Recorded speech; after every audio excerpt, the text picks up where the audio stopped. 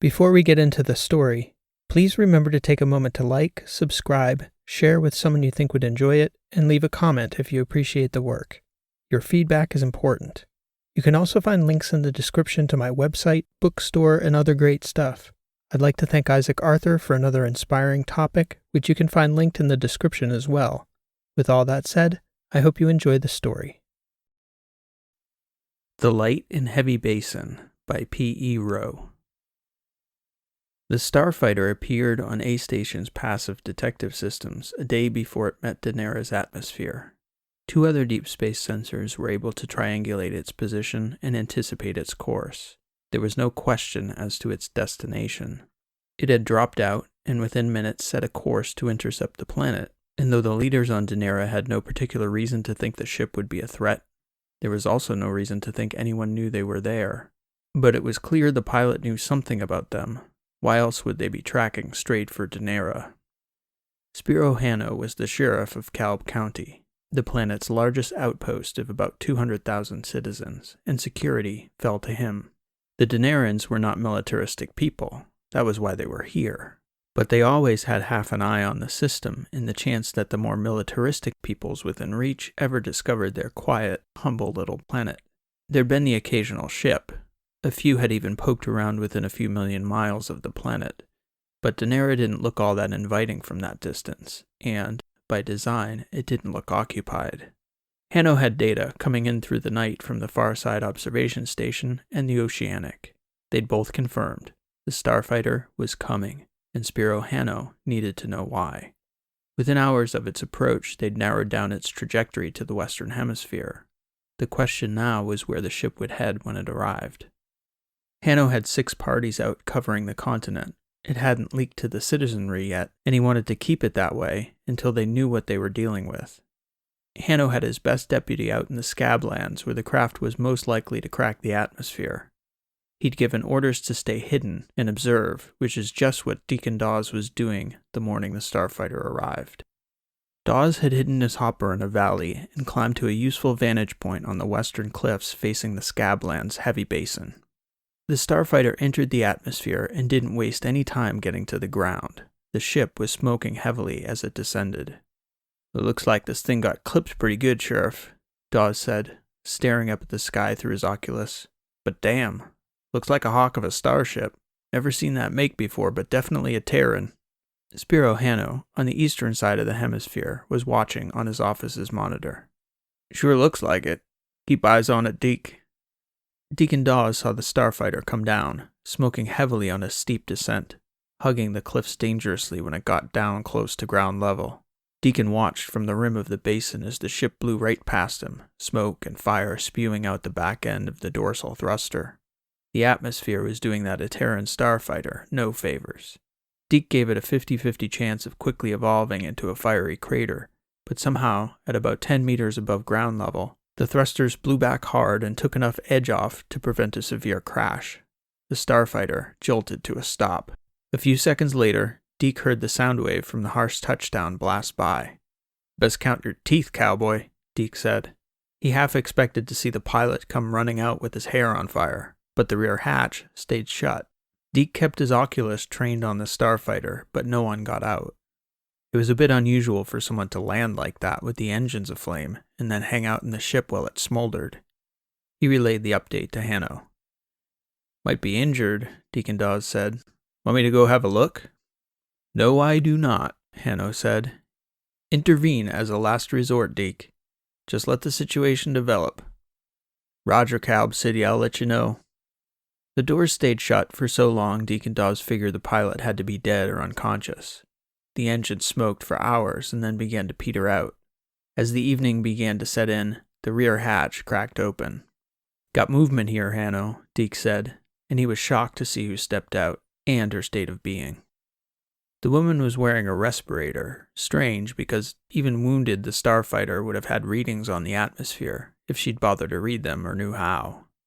"She sure don't look the part of a fighter pilot, Hanno," Deke said. "She's not even wearing a jumpsuit." "Passenger?" Spiro Hanno said. "Maybe the pilot's hurt or dead." "Could be. No sense speculating, Deke. Just keep your eyes on." "Roger." Deke watched as the young lady sat on the rear gate looking around the desolate valley. She gave off decidedly unmilitary vibes. For one, even flaming, any pilot beyond a rank novice would have circled around a bit to find a better place to set down. Some shade, a source of water, something. Second, her behavior seemed undirected, objectiveless passivity and a distinct air of despair in her manner. He caught her crying as the sun went down. "Don't that just yank at the heart, Hanno?" he said. "We're going to end up picking her up anyway, right? Might as well spare her the anguish." "Negative, Deke," Hanno said. "Still a chance she can get herself sorted. Or maybe she'll have got off a message on the way here. Could get picked up. And then what? This is a problem we don't need. Let's see if it fixes itself before we go stuffing our noses in it." "Okay, boss." As the sun set, the young lady went back inside, and the rear hatch closed. Deke spent the night on the cliff with his Oculus trained on the starfighter. Early the next morning, the woman climbed atop the ship with a scope and began to survey the landscape. "Oh, hell," Deke said. "I think she's going to make a break for it." Spiro Hanno watched from the station in Calb City. He didn't like what he saw, but he had to agree. "We gonna let her, boss?" Deke asked. "She's gonna fry down there. If help were coming, she sure as hell wouldn't be cutting out into the desert, at daybreak no less." "Hell is right," Hanno said. It was trouble. It had been over 60 years since the Denarans had splintered off the Trasp colony. Hanno's father had spent over 2 years in space looking for a site like Denara. Spiro Hanno had heard all the stories of the wars, of the Exodus, and for the sake of the old-timers who'd lived through it all, and his kids who shouldn't have to, Spiro Hanno didn't want their position revealed after all this time. Not to Trasp, not to the Aterans, not to nobody. "Do I get her?" Deke said. "What's your time frame to get to the Basin floor?" 2 hours tops, boss. Half hour if I fly out there in the hopper." "Hell." She spent an awful long time eyeing up the canyon to the hot basin. "Stand by," Hanno said. "You're not going to make me watch this disaster, boss. I know she's a Terran, but damn, she don't look like much of a threat." "It's not her I'm worried about, Deke. Stand by." Deacon Dawes grumbled and framed his Oculus's sights on the starfighter and the Basin again. What he saw next changed the equation. "Hell, Hanno. She's got a kid down there with her. Looks like 8, maybe 9. I ain't standing by no more." Deacon hadn't seen the boy the previous day, probably because the mother had kept him in the ship out of an abundance of caution on the strange planet. Deacon started for the hopper double time. The sun was rising fast. Deke set out across the basin and opted to set the hopper down in a crag where they wouldn't see him coming. He planned to approach on foot, without it seeming like a ship was running them down. The mother and the boy were walking along a narrow canyon along the basin floor when Deke approached on foot. He thought, in plain enough sight, that he wouldn't startle them. Apparently, though, they weren't even looking straight ahead. Deke said hello, and the woman screamed, recoiling and stooping to protect her son. She rushed to pull out what looked to be a charged Terran bolt pistol and pointed it at Deke's head. "Whoa there, ma'am," he said, putting his hands up to calm the situation. "Who are you, and what do you want?" she said. He pulled the cloth mask away from his mouth so she could see his face. "My name is Deacon," Deke said, "and I certainly don't mean you or your boy any harm. In fact, I came down to make sure harm didn't come to you." "Is that so?" Deke nodded. "In fact, if I wanted harm to come to you, I'd have let you keep walking to the canyon wall you was eyeing up from your ship. About a 10-mile walk, not a drop of water, and with the sun coming up, you'd both be dead by sundown." "Is that so?" she said, seeming to trust there was truth to what Deke was saying. "That's so," he said. "Who are you?" she repeated. "This planet is meant to be deserted." "There's more than a few of us disagree, and a lucky bit of business for you and your boy on that point." "That would seem so," the woman conceded. "You have an outpost nearby?" "Not nearby," Deke said. "We saw you coming. Your entry wasn't exactly inconspicuous, wouldn't you say?" The woman nodded. "What's your name, young man?" Deke asked the boy. He looked at his mother, who shook her head at him. The boy didn't respond. "All right," Deke said. "You folks want to die out here in the desert, or would you prefer to come meet your new friends?" He smiled. "Come on." He led the way to the hopper, and the mother and son followed reluctantly, but it didn't take long for them to realize that Deke's courtesy was genuine. He stopped at the ship again while they waited for the Davjet to come get Deke's hopper. Deke pulled the transponder and diagnostic data from the starfighter. Neither the mother nor the boy opened up much on the 2-hour ride back to Calb City. They had the look of folks who recognized their fate now relied on the charity of others, and Deke recognized that for Terrans, that had to be an uncomfortable proposition. Hannah was at the port to meet all 6 deputies on the detail, as well as the Davjet pilot, and it was an uneasy meeting, because no one really knew what to do with their new guests. The presence of Terrans on Danera would set off a charged debate about the fate of the mother and the boy, and Hannah was old enough to know that debate could go to some uncomfortable places awful fast. He ordered his deputies to strictest secrecy, and set about interviewing the woman to figure out how she'd come to be on Danera. She and Hannah had a long discussion in a quiet side office in the port's admin wing. She wasn't as initially forthcoming as Hannah would have liked, but he came to believe it wasn't anything other than dumb luck that had brought her there. She'd rushed the boy into the starfighter when their home on Addis was hit, and when things got too hot to wait for her husband to get back to them, he told her to take off. They'd barely gotten out on autopilot, and not unscathed at that, and according to the woman, who purported to be a Mrs. Keenan Stock of a terrace, it had been the autopilot and a random scan through reconnaissance logs that set them on a path to the safest uninhabited planet they could cruise to. "Who are you people?" she said, after Hannah seemed satisfied that he wasn't going to get any better answers. "You're not flying any colors, not of Trasp nor a terrace. What are you going to do with us?" "That is complicated," Hannah said. "It would certainly have been less complicated for us if you hadn't found us here, ma'am, but it happens now that you have." "I'd like to go home." "That's interesting," Hannah said. "Seems to me like you fled home fast enough to smoke out your engines." "You know what I mean, Sheriff." "We're rather isolated here. Only ship on the planet capable of getting you back to a terrace, if there is one, was the one you flew in on, which I hear is in pretty rough shape." "You wouldn't let us go if it could fly, would you?" Hannah thought about whether he would be straight with Mrs. Stock. "Right now, no, I couldn't let you go. Our stability here has relied upon no one knowing we existed. I'm hopeful we can come to an understanding. But Deke was left with a tough choice, ma'am, and he chose to save your lives. In return for that kindness, I suppose we're going to ask you for your patience and cooperation while we figure out what to do about you now that he did. It's not a straightforward situation you and your son are in, exactly." "Are we in danger, Sheriff?" "Relative to the hot basin without a canteen, ma'am? Your patience, please. We're civil people, but we too have to be cautious. Fair enough?" Mrs. Stock nodded. Deke was waiting in the hallway when the sheriff left the office. Hannah could see the young deputy was more invested in the situation than he cared for him to be. "What are you going to do with her, Hannah?" Spiro Hannah shook his head. "Do me a favor and call Pip," he said. "She's going to raise holy hell with me, but who better to trust when you need it than family?" Hannah briefed the deputies, swearing them all to secrecy, and in the moment, it seemed the best of limited options.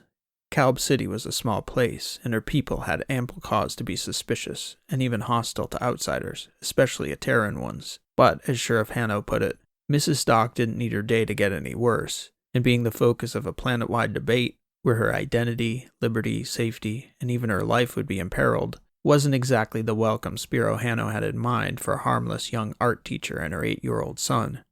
"How long do you think you'll be able to keep this a secret, Dad?" Pippa asked when she got to the port. "She even sounds a Terran. What the hell do I tell the neighbors?" "Tell them to mind their own damn business and come see me if they have a problem." "And Matt?" "I trusted him to look out for my daughter, didn't I? Now I'm trusting him with her." Pip shook her head. "This isn't going to end well, Dad." "The longer she's among us, the softer the landing's going to be when she's found out, Pip. Just do your best." "So is it permanent or what?" "Well, not in your house, but unless you know someone who can repair an Terran starfighter, I'd prepare Mrs. Stock to settle in." Pip sighed. The day's problem quietly became the week's, and, to Deacon Hannah's surprise, after a month or so, no one had raised any alarm at all. Pip convinced the neighbors that the woman was a childhood friend who had suddenly and contentiously split with her husband, and Mrs. Stock had quickly learned to say very little, and to say it quietly enough that her accent wasn't so prominent or alarming. The boy, Eric, meanwhile, with the company of Pip's kids, seamlessly adapted to Daneran culture, which wasn't so different to a Terran life that he seemed foreign very long. Within several months, Eric was sent to school, and Mrs. Stock herself went to work for the Calb City Maintenance Department. Soon after, she was given her own water truck and care of the trees in the southwest quadrant, which she cared for as diligently as any of Calb City's own workers would. In the months that followed, every several weeks or so though, Mrs. Stock would approach Sheriff Hanno about the Starfighter, and each time he would deflect, stating that he was working on it, trying to get someone qualified to look at it. But to her, Hanno didn't seem all that eager to help. After a while, she gave up on him and went to Deacon Dawes. Deke tried his best to make sense of the diagnostics, and he often needed help from Mrs. Stock to read through the script in the obscure files of the Ateran Diagnostics Manual. A few months later, she told him to stop calling her Mrs. Stock. It was Keenan now, just Keenan, and as helpful as Deke tried to be, he couldn't help but hope he never got the ship off the ground. Hanno sanctioned 2 trips out to Heavy Basin the following year, the first with himself, Deke, and Keenan, which bore no fruit. The second with Deke, Keenan, and a hopper mechanic, Grayson, who was a friend of Deke's. Grayson was suspicious but seemed earnest in his efforts to get the Starfighter powered up again. But it had spent months idle in the desert sun, and it hadn't been in flying shape to begin with. Between the heat, the wind, the sand, the sun, and the passage of time, the Starfighter was looking less and less space-worthy, and for Keenan and Eric, Daenerys was beginning to feel more and more like home. One particularly hot afternoon in Calb City several months after the most recent trip to Heavy Basin, Sheriff Hanno happened upon Keenan, he on his way to a council meeting, she, on her usual route, lounging beneath one of her Pharaoh oaks. She seemed pleasantly engaged in a respite from both the sun and her work. Hanno stopped his vehicle to say hello. "Mrs. Stock?" he said. "Hello, Sheriff," she said. "Keenan, please." "Hot one," he said, noticing the sweat bleeding into her clothing. She nodded. "There was something I wanted to broach with you at some point, Keenan, if you're open to a conversation." "Sounds serious." "Delicate," Hanno said. "Not easy, but probably not something an intelligent woman such as yourself couldn't have predicted." "The ship?" "Like I said," Hanno replied. "Grayson's been asking me about it," she said. "And I was asking him about you folks, all the ships that got your parents here. Ever since I've been noticing parts of the ships all over town." "Yeah, the Starcatcher's got a bit of a theme in the lounge that probably makes a little more sense after that conversation."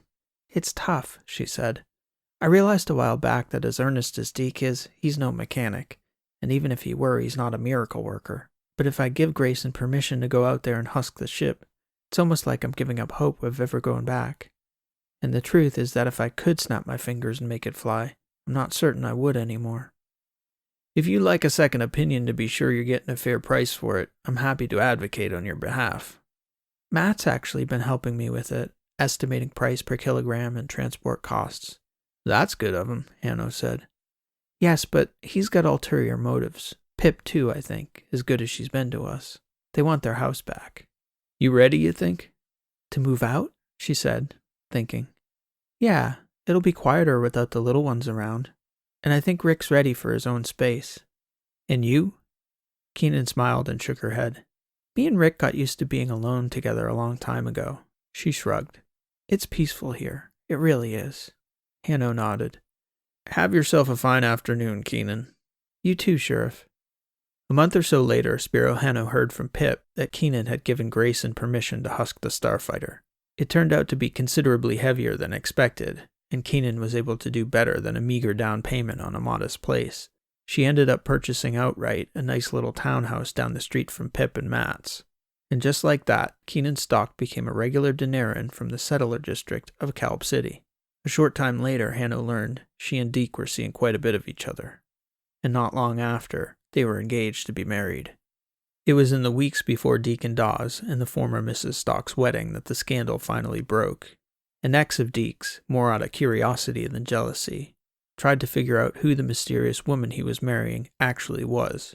She found no childhood friends in the city, no school records, and no birth certificate for Keenan Stock. Like many others in Calb City, she'd heard rumors of an Ateran starfighter that had crash-landed on the other side of the continent. Between the sudden appearance of Mrs. Stock and her son, her strange accent, and her missing past, Deke's ex had put 2 and 2 together. Fortunately for Sheriff Hanno, she approached him first, which put him in a position to soften the blow. Hanno told the young woman he'd look into it and get back to her, and prepared the stocks and Pip's family, and then he called the Kalb News Bureau and granted an interview.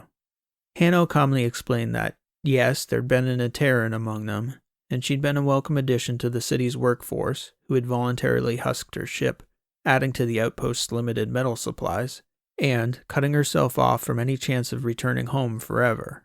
He explained the choice that Deke had made that morning out in the heavy basin, and that it was the only decision a decent people could have made. The only thing he'd have changed about his actions, if any, was keeping the secret from the community for so long, but he was glad it was now out in the open. Sheriff Hanno expected there to be calls for his resignation, but the response to his interview was far more muted than he'd anticipated. It seemed as though he'd banked enough trust with the community over the years that, though it was quite a big withdrawal, he hadn't quite overdrawn his account. It helped that Mrs. Stock herself came forward to explain herself, and her graciousness and gratitude toward the Daeneryn people for their hospitality turned her from a source of concern to a sympathetic figure in the eyes of many Daeneryns.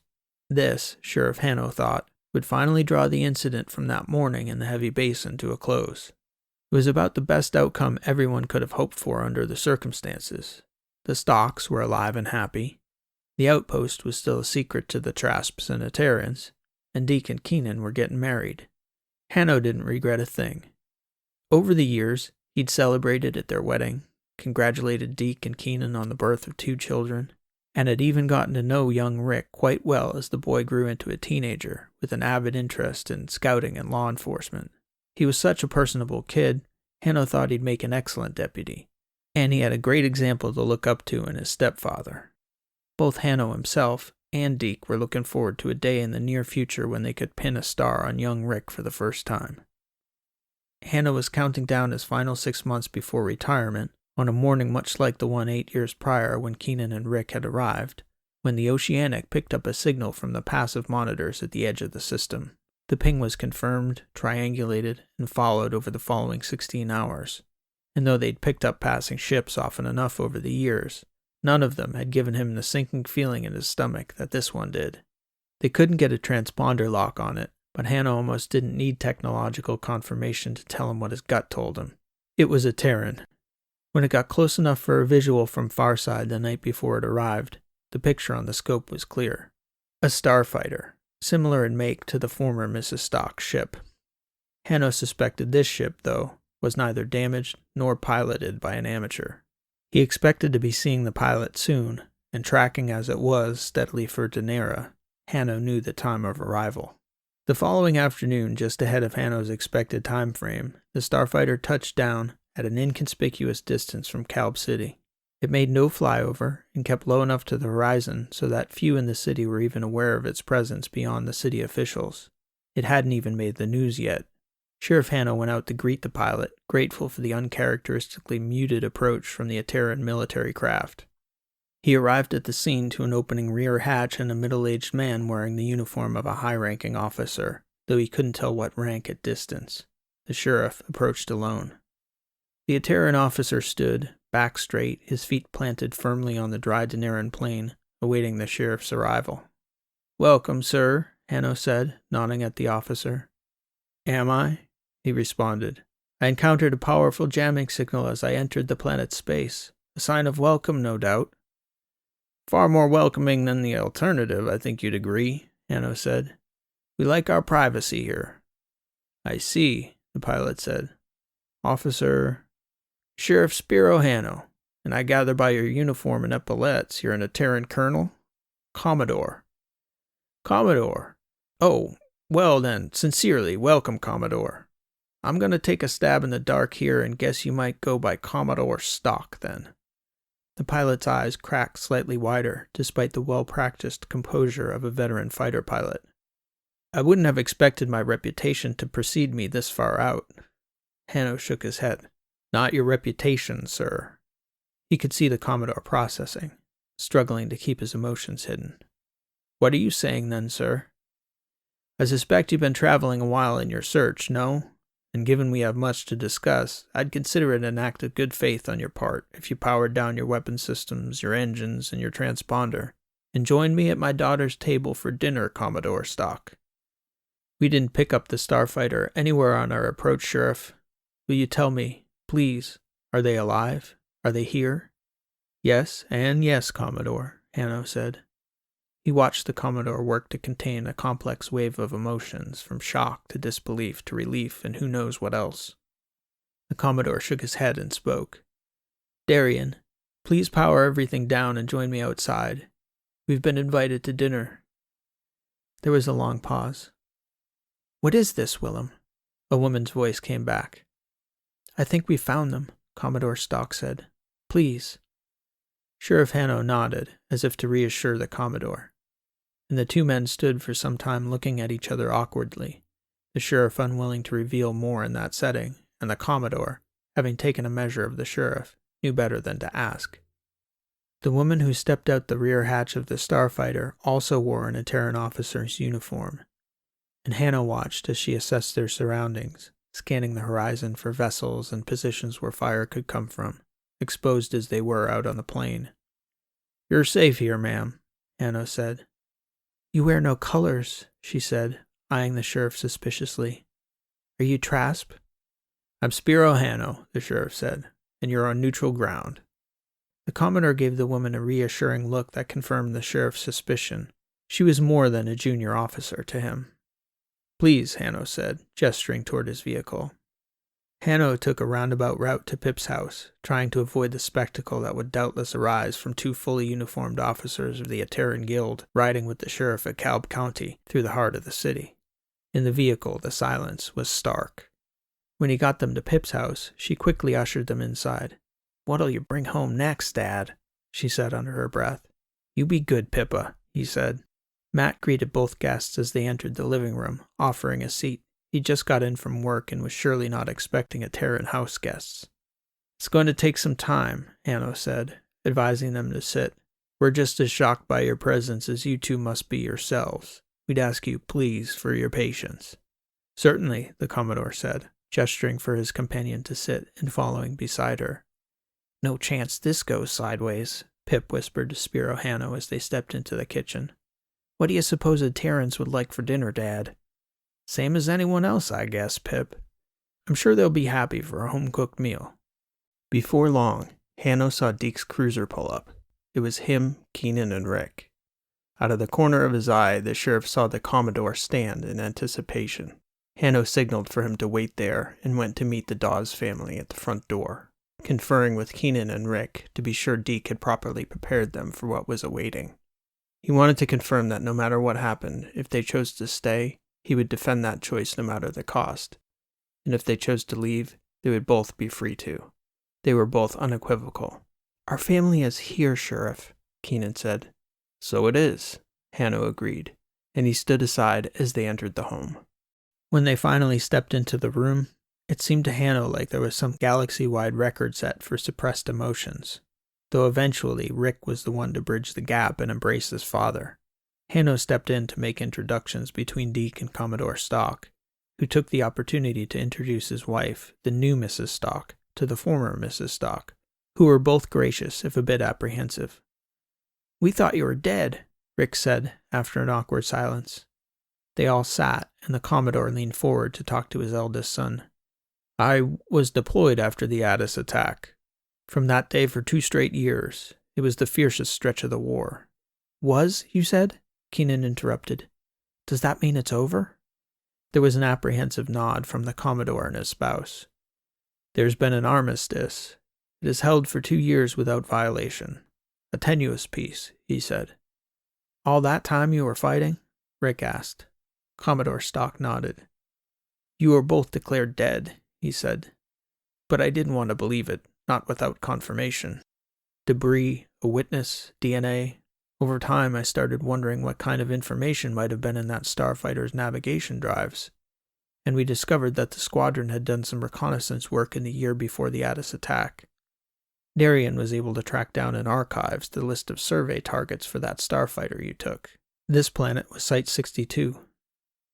It's very gracious of you, Keenan said to Mrs. Stock, to aid Willem in searching for us. It can't have been easy for you. She smiled. I didn't imagine we'd find a trace of you, and certainly not alive, and in such circumstances, but it was important for him to look. We're grateful, Keenan said. It's strange, Darien said. It's unexpected, but I'm very glad to see you both alive. You know, Willem says very little about such things, but I can tell it is worn on his heart. Ours too, Rick said, only we didn't have a way to search. You look well, Commodore Stock said to his son. Healthy, strong, handsome, Mrs. Stock interjected. I've only seen pictures of a boy, and here we find a young man nearly ready to don the colors of Edoras. Rick smiled, and Keenan sat back ever so slightly in her chair. Shall we eat? Sheriff Hanno asked from the doorway. Pip tells me dinner's about ready. Smells heavenly, Commodore Stock said, standing. They adjourned to the dining room and sat. For most of the meal, the silverware made more noise than the diners, clinking against plates as the 8 people enjoyed the goodness of the meal in silence. You've been quite hospitable, ma'am, the Commodore said to Pip. And you as well, Sheriff, though I get the sense that our presence here is not entirely welcome. The Sheriff smiled. My grandparents and your grandparents made quite a habit of killing the other. They did it for long enough my parents' generation thought it a better course of action to cut ties with their own parents for the sake of their kids. And they came here. There's been no colors and no war on Danera, so the sight of an Ateran starfighter outside Calb City, well, it won't take long to raise the anxiety level, let's say. I see, Commodore Stock said. What little we saw on the way here seemed a peaceful place. I was of 2 minds that morning your wife appeared in the desert. The smart thing, I kept telling myself, was to let the desert take care of the problem for us. Of course, I didn't know her name yet, but Keenan was in a bad spot. And then Rick appeared. And Deke went running out into that desert too fast for me to tell him otherwise. While they was in the air on the way back here, all I could think about was what the hell I was going to do with them. And then I got a chance to look a pair of Aterans in the eyes that afternoon, and all I could think was who in all of creation would allow a harm to come upon a pair such as them. And to think our grandparents had deliberately been doing it to each other for decades. And for what? Hanno shook his head. I'm ashamed Deke acted before I told him to. Been so since I laid eyes on the both of them. And I tell you, Commodore, I had hoped that one day your grandchildren will meet each other in the depths of space, and the thought will never cross their minds that it's even an option to blow the hell out of each other. The Commodore looked across the table at the Sheriff, processing, taking in the implications of his statement. Keenan was here, settled, among family with these people, and here his son, without the need to don colors. The years of war, his personal losses.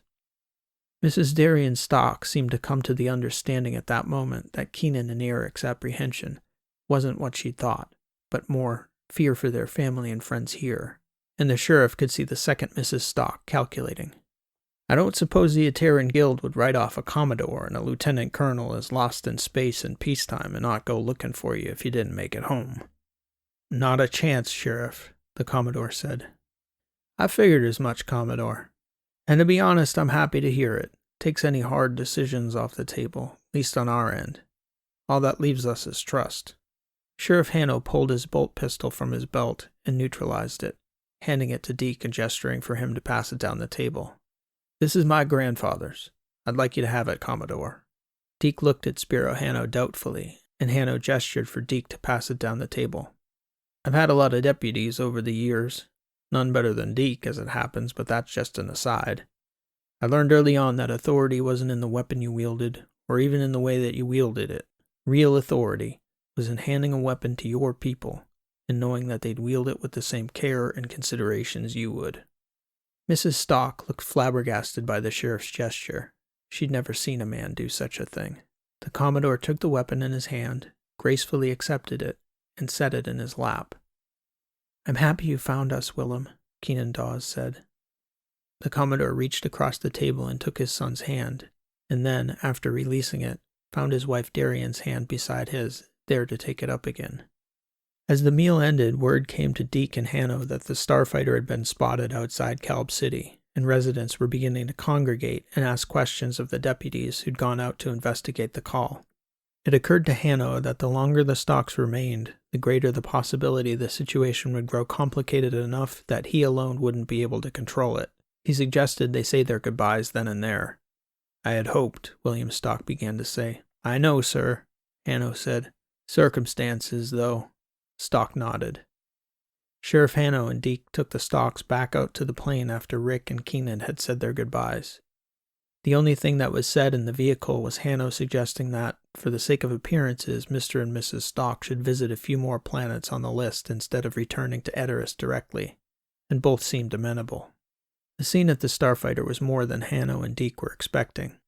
A crowd of hundreds had gathered at the ship, many armed with firearms, wrenches, long metal poles, and though they'd been listening on their earpieces en route, neither Deacon Dawes nor the sheriff himself had a sense for the tension that the Starfighter's presence had stirred in the community. The sight of the crowd and their handlights encircling the base of the Stock Starfighter caused a sudden palpable tension in the sheriff's vehicle as they approached. "Cut us a path, Deke," Hanno said as the vehicle came to a stop. Deke got out and summoned 2 of the deputies that had been trying unsuccessfully to keep onlookers back from the ship. Deke ushered the deputies to the sheriff's vehicle, which prompted a large portion of the crowd to follow. "Rest assured," Hanno told the Stocks, "no harm will come to anyone tonight." And he got out of the vehicle, opened their door, and placed his hand over Mrs. Darian Stock's shoulder, and they all walked behind Deke as the other 2 deputies cleared a path to the back hatch of the Starfighter. "Where's your wife, Deke?" a voice in the crowd shouted. "She's home," Deacon Dawes shouted back. And the crowd parted, looking on as the Aterans were escorted to their ship, some in disbelief, some angry, most merely observing the unusual occurrence, but no one raised a hand toward the outsiders. As they entered the back hatch, Commodore Stock gestured to the old bolt pistol he had tucked into his belt and nodded. Sheriff Hanno returned the nod and stepped out the back hatch, wishing them luck on their journey home. The sheriff and his deputies cleared a safe perimeter around the base of the Starfighter. Concerned citizens demanded to know about the interlopers. "You're just letting them go?" someone shouted, and before any of the deputies or the sheriff had a meaningful chance to answer, the Starfighter's engines hummed to life, and a puff of hot air compelled the onlookers to step further back. Moments later, the dark plane lit up in a blinding light as a shock of noise and heat struck the onlookers, the engines propelling the Commodore's Starfighter once more into the air. The vessel slowly rose into the night sky before shooting out of Daenerys' atmosphere and tracing a bright point of light into the stars. The Light in Heavy Basin. This has been an original story written and read by P.E. Rowe. Thank you for listening, and I hope you enjoyed the story.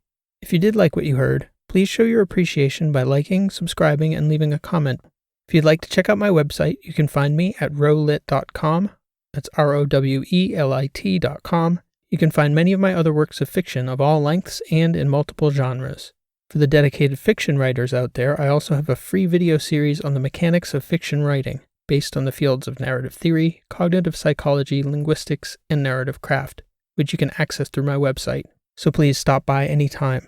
Also, if you're enjoying these sci-fi weekly shorts, I've also added 3 shorts set in the story world of my Last Horizon novels. You can find them here on this channel or through the links in the description. If you've enjoyed this week's story, I think you'll enjoy those as well. I hope to catch you back here soon with another new story. Again, thanks for listening. This has been P.E. Rowe, and I hope to see you next time.